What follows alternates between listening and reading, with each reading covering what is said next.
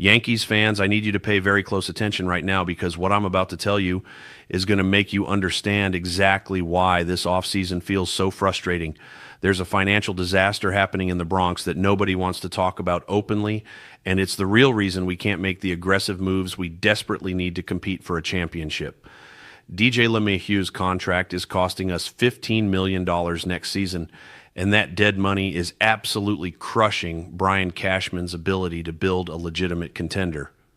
While the Mets are throwing stupid money at everyone and the Dodgers keep acting like they have unlimited resources, we're sitting here counting pennies like some small market franchise. This is the New York Yankees we're talking about, not the Oakland Athletics, but you wouldn't know it from how careful the front office is being with every dollar. The 2024 season just ended with another brutal playoff collapse that left us all wondering what could have been. Our starting rotation was inconsistent all year long, held together with hopes and prayers rather than elite talent. The bullpen ERA made opposing hitters look like they were taking batting practice, and we finished the season with massive question marks all over this roster. The AL East is loaded right now. Baltimore just proved they're legitimate contenders. Toronto is always dangerous when their roster stays healthy. Boston somehow finds ways to play spoiler exactly when we need them to lose. And here we are, unable to address our glaring weaknesses because of terrible financial decisions from years ago.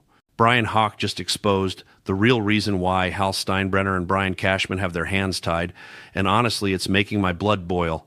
We're talking about $15 million in dead money sitting on our books doing absolutely nothing to help us win games. That's all thanks to DJ LeMahieu's contract preventing us from making the aggressive additions we need. But it gets worse. We're also carrying Marcus Stroman at $18.5 million, and Aaron Hicks is somehow still costing us over $10 million in dead money. That's nearly $45 million in total for players who aren't even contributing to winning baseball games. Think about what $45 million could do for this roster right now.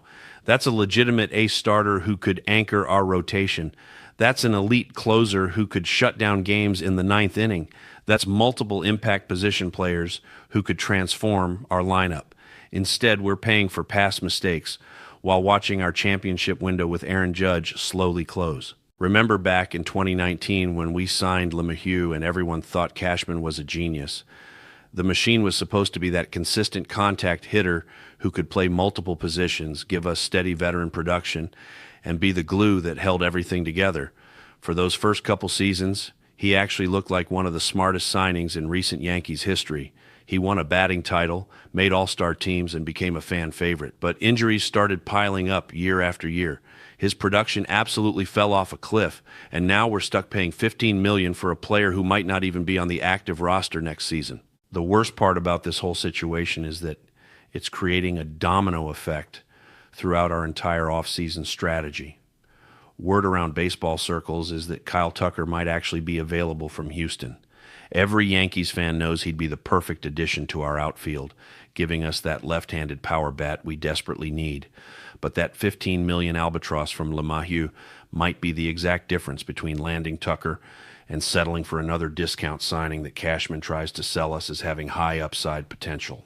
The front office keeps talking about luxury tax implications and staying under certain thresholds like that's supposed to make us feel better. But what they're really saying is we can't afford to be truly competitive because we're paying for players who aren't helping us win. It's like showing up to fight with a pocket knife while the Dodgers and Mets are carrying automatic weapons. We're supposed to be the franchise that makes other teams nervous in free agency, not the team that's worried about going over some arbitrary spending limit. Brian Cashman actually came out recently and said there are salary levels they'll max out at, which basically translates to we're being cheap now and there's nothing you can do about it. When the New York Yankees are worried about spending money, something is fundamentally broken with how this organization operates. We're supposed to be the team that lands the biggest names, regardless of cost, the franchise that builds championship rosters by outspending everyone else when necessary. From a roster construction standpoint, the impact is absolutely devastating. That $15 million could have been spent on legitimate starting pitching that might actually help us get past the first round of the playoffs for once. Instead, we're probably looking at another bargain rotation that completely falls apart the moment October baseball starts. How many more seasons are we going to watch this team limp into the playoffs with starting pitching that can't get outs consistently. The luxury tax excuse is getting really old when you're supposed to be the New York Yankees. Aaron Boone is going to have to work with another incomplete roster because the front office claims they can't afford to fill the obvious holes everyone can see. The tactical limitations this creates are massive. You can't win championships when you're constantly trying to patch together a roster with budget signings instead of acquiring elite talent. Every contending team has weaknesses, but most of them have the financial flexibility to actually address those weaknesses. We don't have that luxury because we're paying for mistakes from 3 and 4 years ago. Here's where things get even more frustrating for Yankees fans who want to see this team compete seriously. Sources close to the organization are saying we still want to re-sign Cody Bellinger, which would be a solid addition if we could actually afford to surround him with the pitching we desperately need. But that LeMahieu money is hanging over every single negotiation like a dark cloud, limiting our options and forcing us to choose between addressing different roster needs instead of going all in like a true championship franchise should. We're not just competing against other teams for free agents anymore. We're competing against our own terrible financial decisions from previous seasons. Every dollar tied up in dead contracts is a dollar that can't go toward making this team better right now.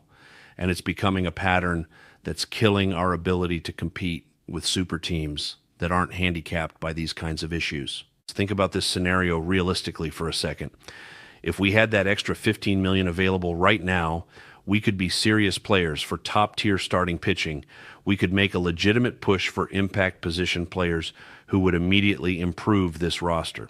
Instead, we're going to hear the same tired talking points about internal options and player development, while teams like the Dodgers add another superstar to their already stacked roster.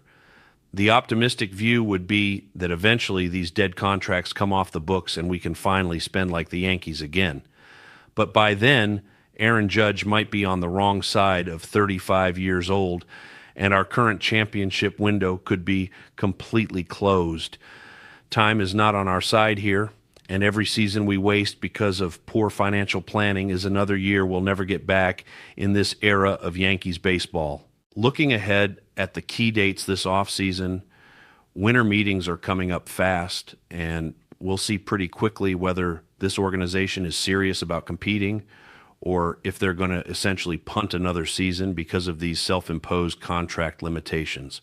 Free agency is already moving at a rapid pace, and every day we spend worrying about luxury tax implications is another day our rivals are getting significantly better. The next few weeks will tell us everything we need to know about this organization's actual priorities. Are we still the New York Yankees, who spare no expense to build championship caliber teams? Or have we become just another franchise that talks about fiscal responsibility while the fan base suffers through mediocre seasons that end in disappointment? The answer to that question will define how competitive we can actually be in 2026. What makes this situation even more maddening is watching teams with smaller markets and fewer resources make bolder moves than we're capable of making. We're the New York Yankees with the biggest revenue stream in baseball, yet we're acting like we can't afford to take risks on premium talent. That's not a luxury tax problem.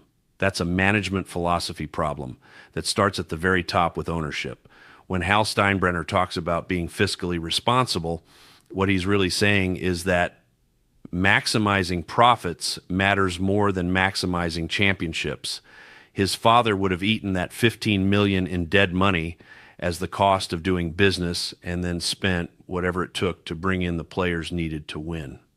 This current version of Yankees management treats the luxury tax like it's some kind of hard salary cap that can't be exceeded under any circumstances. The reality we're facing is that this financial mess is potentially costing us our best chance at landing players who could actually help us win a championship in Aaron Judge's prime years. It's infuriating to watch. It's embarrassing for a franchise with our history, and it's exactly the kind of mismanagement that's kept us from hanging banner number 28 since 2009. We're wasting the prime years of a generational talent because we're too worried about paying for past mistakes instead of investing in future success. So here's the bottom line for Yankees fans who want this team to be serious contenders again. That $15 million in dead money from DJ LeMahieu is just one example of how poor roster management from previous years is preventing us from being aggressive right now. Add in Stroman and Hicks, and you're looking at nearly $45 million that could have transformed this roster, but instead is doing nothing to help us compete until ownership decides that winning championships matters more than staying under arbitrary spending thresholds. We're going to keep having these same frustrating conversations every single offseason while our window slowly closes.